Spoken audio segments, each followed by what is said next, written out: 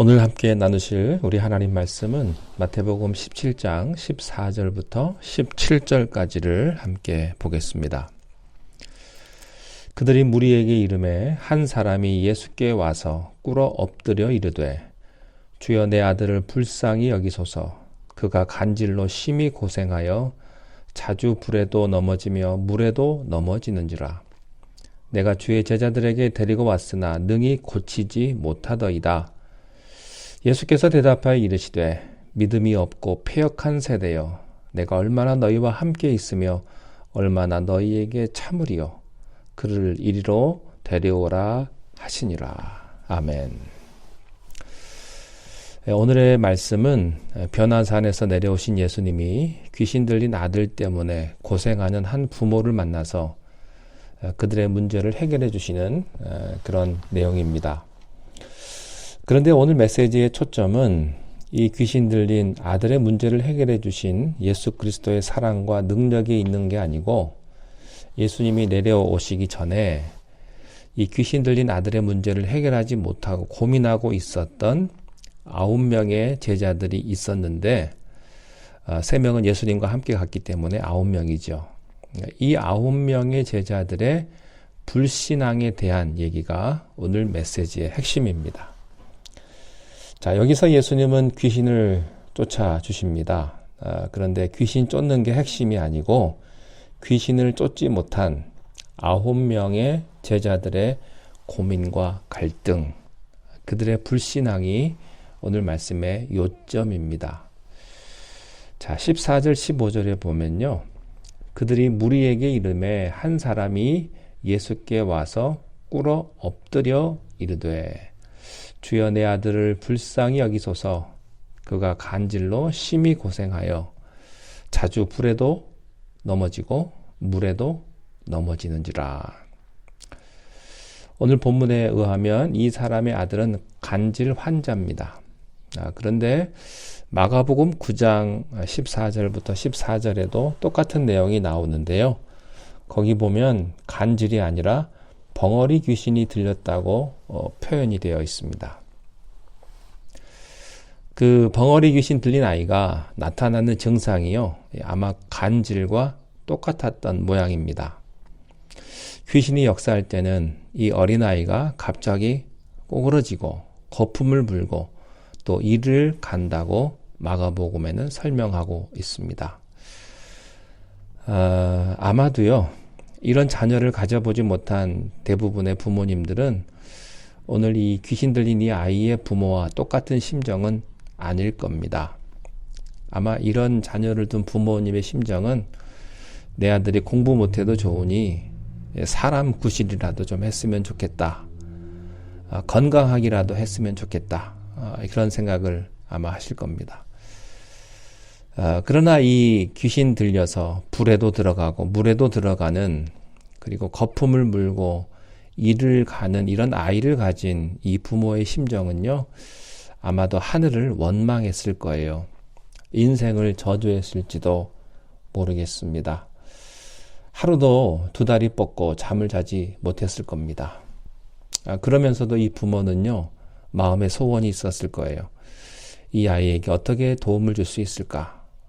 어떻게 이 아이가 사람 구실하며 아프지 않고 살 수 있을까?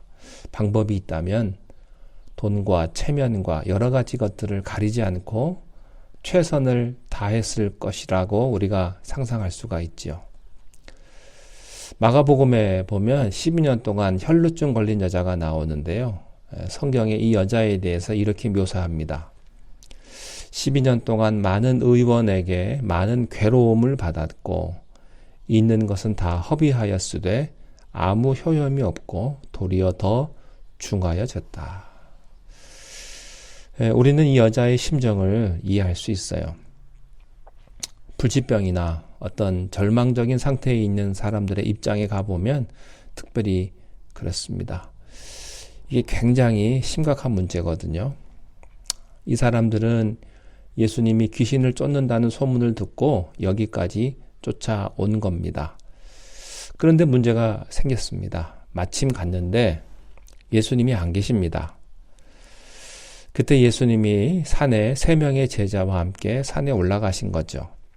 그래서 귀신 들린 아이의 부모는 할 수 없이 어떻게 합니까?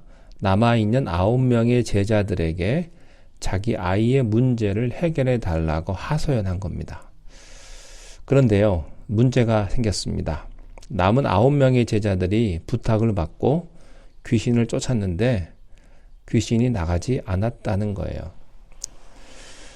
더 문제는 뭐냐면 아마 이 귀신이 더 난동을 부렸으리라 생각됩니다. 대개요, 이 귀신 건드렸다가 해결을 못하면 사태가 더 심각합니다. 귀신들이 귀신을 건드렸다가 마무리를 못한 거예요. 문제가 더 커진 거지요.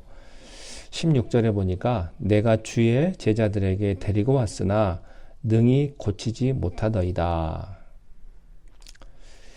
이 똑같은 내용을 기록한 마가복음은 이렇게 표현합니다. 내가 선생의 제자들에게 내어 쫓아달라 하였으나 저희가 능히 못하더라. 그래서요, 결국 더 큰 소동이 벌어지고 만 겁니다. 또 많은 사람이 현장에 둘러싸였다고 표현되어 있어요.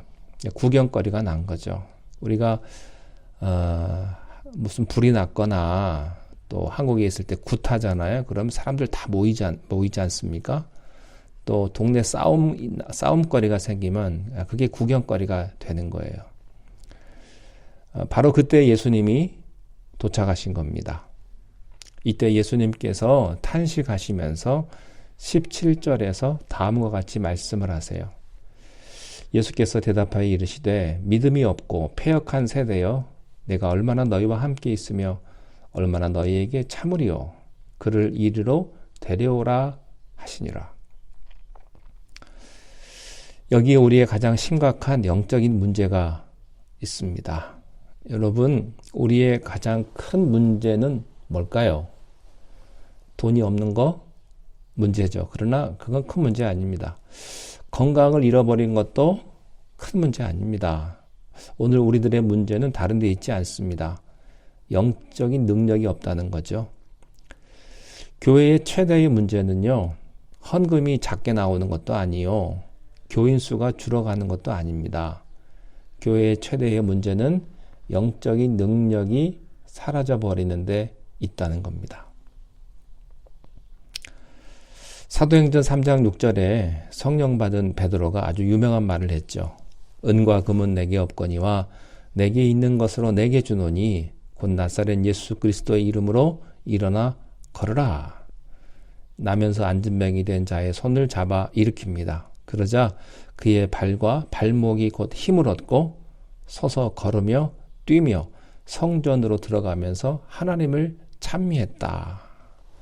그렇게 기록되어 있어요. 사실 이 그림이 오늘 우리 교회의 그림입니다. 앉은뱅이와 같은 우리 인생이 예수 그리스도를 만남으로 힘을 얻고 일어나서 걷기도 하고 뛰기도 하면서 그렇게 들어가는 교회. 모든 성도들이 교회를 오면서 찬양 부르고 또 여러 가지 절망이 있고 죽음이 있고 여러 가지 어려움이 있을지라도 성전을 향해서 뜨거운 마음으로 불타오르고 하나님을 향해서 뜨거운 마음으로 찬양하고요. 이 앉은뱅이와 같은 기쁨과 감격으로 살아가는 사람, 그것이 바로 크리스찬입니다. 그게 바로 교회죠. 그런 그림이에요. 꼭 뭐 앉은뱅이가 일어나는 게 아니어도 우리의 영이 그런 상태가 되는 겁니다. 모든 그리스도인과 교회가 소유한 진정한 능력은 돈의 능력이 아니고 나사렛 예수 그리스도의 이름의 능력, 땅의 능력이 아니라 하늘의 능력이요. 사람의 능력이 아니라 하나님의 능력인 것입니다. 자, 그런데 우리가 사는 현재의 교회들 모습을 한번 보십시오. 우리 교회를 포함해서요. 많은 사람들이 교회를 다니죠. 교회를 안 다녀도요, 사람들이 할렐루야, 아멘을 그저 농담처럼 하는 경우도 있습니다. 재미삼아. 다들 크리스찬이라고 이렇게 하는 사람들도 많지요. 그래서 교회가 헌금도 있고요, 돈도 있고요, 재력도 있고요, 또 능력도 있어요. 그런데 반대로 천국의 능력을 잃어가고 있는 것이 오늘 우리들의 현실이 아닌가 싶어요. 교회가 어느 정도까지인가? 교회가 세상하고 구별할 수 없을 만큼 도대체 교회인지 세상인지, 교회가요 세상처럼 변해버리고 마는 겁니다. 우리 교회의 어려움은 뭘까요? 뭐 헌금 통계가 부족해서일까요? 아니면 출석이 많지 않아서일까요? 그런 어려움은 어려움이 아니지요. 진정한 어려움은 우리에게 영적인 능력이 없다고 하는데 있습니다. 여러분, 우리가 하나님 앞에 간절히 기도하고 우리가 믿음 생활하는 건 바로 이런 능력들이 나타나는 거예요. 돈은 없다가도 있을 수 있고요. 건강 잃어버렸지만 다시 회복할 수 있습니다. 그러나 예수 믿는 자에게 가장 중요한 것은 우리들에게 어떤 영적인 능력, 하늘의 능력이 있냐는 겁니다. 여러분, 우리는 세상을 삽니다. 그렇지만 우리는 하늘나라에 속해 있습니다. 하늘의 능력과 하늘의 기쁨을 소유하는 우리 모두가 되기를 바랍니다. 우리 교회가 비록 작고 부족한 부분이 있지만 그러나 교회에서 찬양이 넘치고 기쁨이 넘치고 감사가 넘치는 그런 교회, 그런 가정이 될 수 있기를 주님의 이름으로 축원합니다. 기도하겠습니다. 하나님 아버지, 우리가 이 세상을 살아갈 때 때로는 넘어지고 우리가 원치 않는 질병에 걸리기도 합니다. 그러나 그것이 우리를 하나님 앞에 나아가는데 우리의 신앙을 막는 장애물이 되지 않게 하시고, 무엇보다도 날마다 깨어 있어서 우리가 믿음의 삶을 살아가며 능력의 삶을 살아가며 기쁨과 감사의 삶을 살아가는 우리가 되게 주님 축복하여 주시옵소서.